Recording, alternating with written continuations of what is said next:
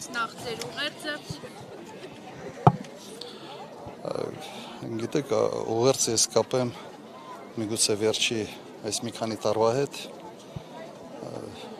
փաստորեն կրել ենք ծանր պարտություն պատերազմի ժամանակ եւ այս իշխանությունը այդ պարտությունը անընդհատ շարունակաբար մի process է վերածել։ Անընդհատ շարունակաբար։ Ավելի քան 4 տարի մենք գտնվում ենք այդ շրջանում։ Անընդհատ ինչ որ բան զիջել, բան տալ, մանից հրաժարվել, ուղղակի մաշեցնող մի երևույթ է մեր ժողովրդի համար։ Իսկապես շատ ծանր եւ մաշեցնող։ Եվ միգուցե նաեւ այս ֆոնի վրա ցեղասպանության ուրացումը շատ ավելի ծանր ընկալում է ստանում շատերի մոտ։ Պարոն Քոչարյան, երեկ Արթուր Հովհաննիսյանը ազգային ժողովում ճապասուրիստերի ժամանակ ցեղասպանությանն եմ անդրադառնում։ Ասաց մոտիկ չգաք ցեղասպանության թեմային ու չփորձեք դիվիդենտներ շահել։ Մեր արձագանքը, այսինքն իրենց արձագանքը շատ խիստ է լինելու։ Ինչ համար չգաք Ցեղասպանության միջազգային ճանաչման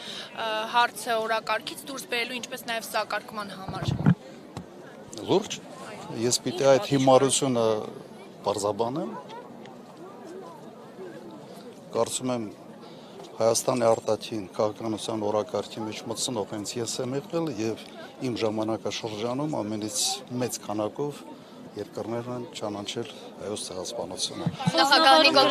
Եվ երբ որ գիտեք մարդիկ, որոնք ուղղակի մատին չեն դրել այս հարցերի համար, կստացվի իշխանությունների մոտ նաեւ այս կարմիր գիծը անցնել։ Ընդհանրապես եւ այդ ուղղությամբ ջանքերը եւ ընդհանրապես ցեղասպանության ուրացումը բերելու է նրան, որ ուրանալու են մարդիկ, ովքեր փորձում են դա անել։ Իրենք են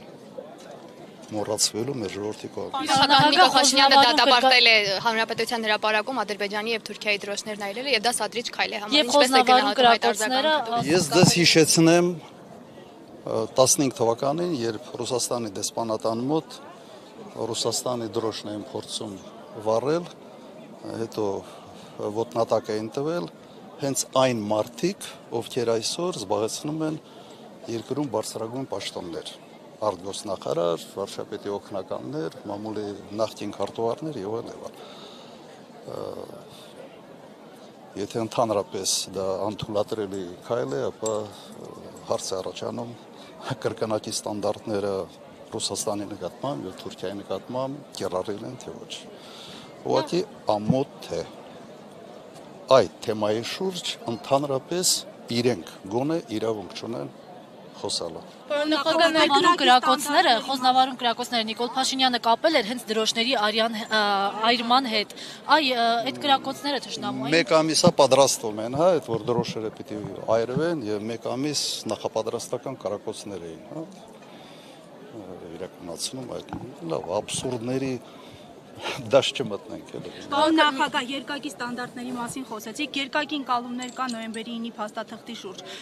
Ինչ տեսակետ ունեք այս փաստաթղթի առնչությամբ, ինչ պիտի արվի դրա հետ։ Մի քիչ շատ խորացանք, ես ձեզ խոստանում եմ եւս մեկ մեծ մամուլի ասուլիս կանեմ կամ կհանդիպեմ լրագրողների հետ եւ բոլոր այդ հարցերի պատասխանները կտամ։ Դա արդեն մտնում ենք ավելի շատ մի քիչ ներքաղաքականի մեջ, այո, ճիշտ է, ասեմ փոխկապակցված եմ, բայց չեմ կարծում, որ սա այնտեղն է, որտեղ ոտի վրա պետք է փորձել բոլոր հարցերը շոշափել։ Շնորհակալություն ձեզ։